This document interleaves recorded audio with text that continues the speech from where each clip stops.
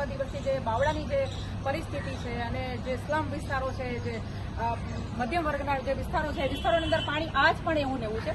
અને હું એમ કહું છું કે આ આપણા ભારતના ગૃહમંત્રી અમિત શાહનો આ વિસ્તાર છે, લોકસભા છે. ત્યારે જો આજે અમિત શાહના વિસ્તારની અંદર જો આ પરિસ્થિતિ હોય તો આજ ગુજરાતની પરિસ્થિતિ કેવી હોય?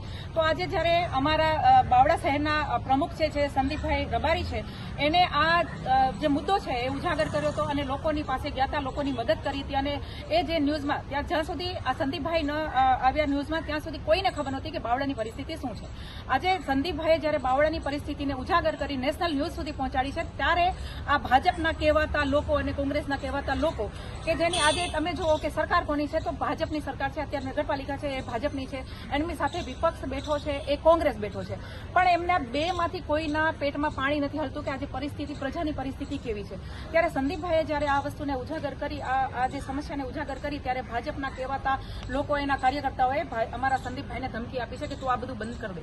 તો આજે એક સમાજની અંદર આવી પરિસ્થિતિઓ થતી હોય, જ્યારે મદદ કરવાની હોય અને આ મદદ કરતા હોય એને જો આવી રીતે દબાવવામાં આવતા હોય, તો આવનાર સમય આજે મારે બાવળાની પ્રજાને મારે કહેવું કે આવનાર સમાજમાં તમારી શું પરિસ્થિતિ? આજે તમે જો આજે આટલો બફારો છે ને બપોર પછી આટલો જ વરસાદ આવવાનો છે. જ્યારે વરસાદ આજે એ જે વરસાદના રવિવારના પાણી નથી ઓસર્યા, ત્યાં તો ફરીથી વરસાદ આવશે, ત્યારે પાછી પરિસ્થિતિ થશે. તો હજી સુધી ભાજપે કે કોંગ્રેસે આના શું પગલાં લીધા એ અમને જરા જણાવે, આમ આદમી પાર્ટીને જણાવે. કારણ કે આમ આદમી પાર્ટી લોકોની સમસ્યા અને લોકો સુધી પહોંચે છે એ એમને નથી ગમતું.